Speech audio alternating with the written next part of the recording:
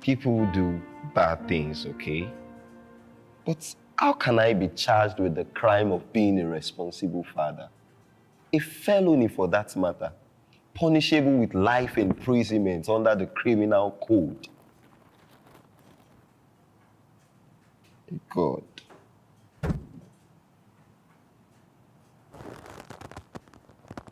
When did it become a criminal offense to hustle for a living? Isn't that what everyone does?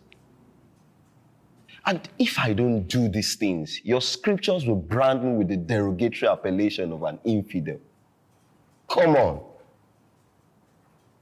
Being logical and applying the laws of reasoning to the way I live my life and how I do my things should not be an offense. It should not.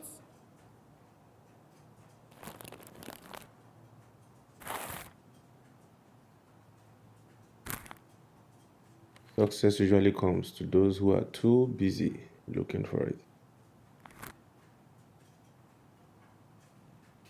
Now my motivation with this, like a predator in search of a prey, I won't make am. I won't make am so tey my entire family go dey proud of me. I won't spoil my mama and my papa with the good things of life.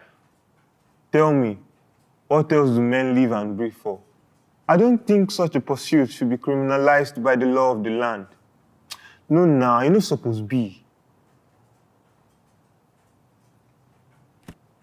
Please listen to this. Don't greet me. I just checked your results now and I saw that you took 5th in your class. Look at our neighbors' children. They all took 1st in their class. Are they better than you? Do they have 2 heads? I provide you with everything that you need. And all I am asking of you is to come first in your class for you to rule your word. As a mother, my greatest desire is for my children to accomplish that which I was unable to. I have never wished anyone ill luck all my life.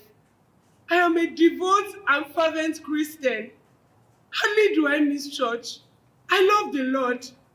I obey His commandments. So tell me why I am here. What exactly is my fault?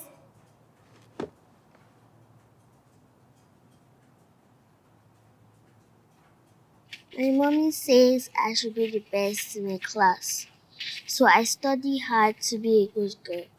More so, my teacher tells me that I'm more intelligent than Chidi, and that makes me happy. Sorry, who's Chidi? Chidi is my classmate. Take a look at these pictures. Those were taken when you left your house in the early hours of the morning from the surveillance footage. Okay. Are you not aware that you have contravened the sacrosanct provisions of the law in section 6 of Matthew, subsection 31 and 32? By law, a man is prohibited from seeking bread, gain, other carnal, mundane, and ephemeral things that men chase toil and slave for under the sun. What has that got to do with being a responsible You father? still don't get it, do you? You are missing the point. Being a responsible father has never been the issue. You can't even be more responsible than your heavenly Father. The problem here is it is vain for you to rise up early and sit up late to eat the bread of sorrow. No one said you shouldn't be responsible.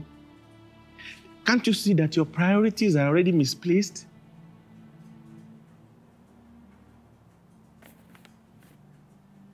It's good to listen to mommy, okay? That's what an obedient child should do. Do you know how to pray? Just as sir. Uncle.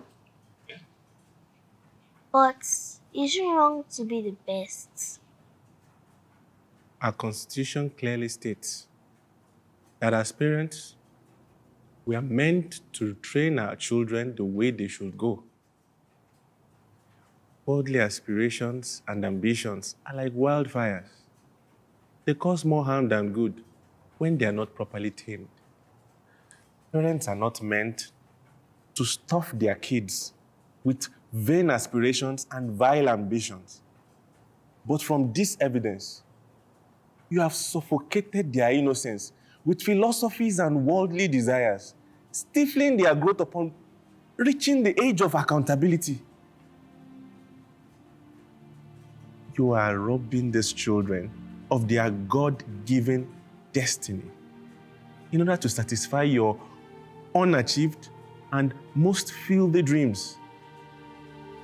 If this is not child trafficking, an abuse of children and young persons, I don't know what is.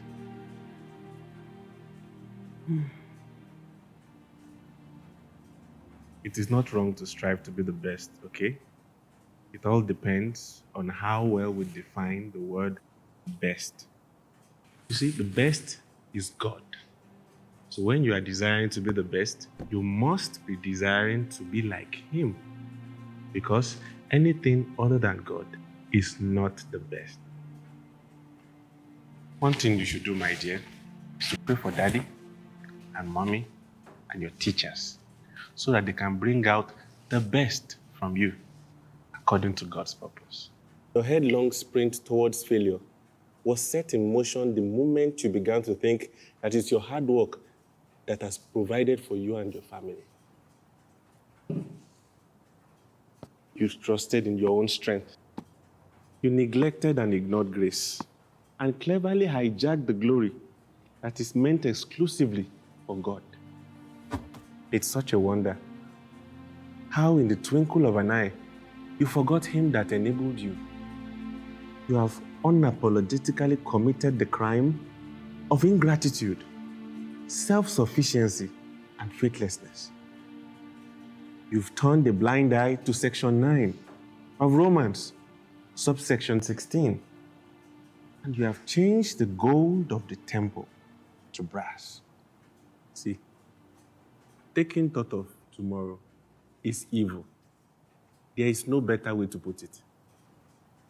Your heavenly Father knows that you have need of money, but you have taken law into your own hands and jettisoned your actual purpose on earth, seeking after things rather than the kingdom and its progressive life of divinely satisfying proportions. You can't be serious. Look, your passions are unholy. This is wrong. You will unequivocally agree with me that your motivation contradicts the law of waiting upon the Lord. Section 40 of Isaiah, subsection 31. Desperation, anxiety, fear of your life and future. These are attitudes that cripple faith. They cripple what should be the outlook of a believer towards life. Our primary purpose on earth is to please God.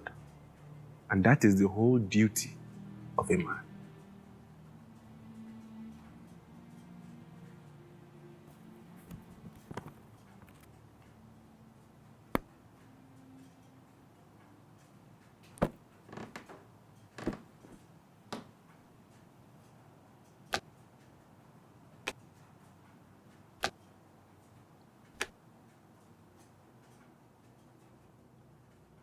this God's way of punishing us for all our wrongdoings? No. That is a wrong thought to have against God. An aggravated crime further on the charges against you.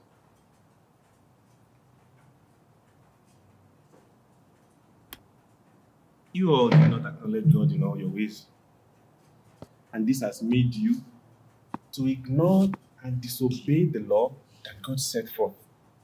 In section 3 of Proverbs, subsection 5 and 6.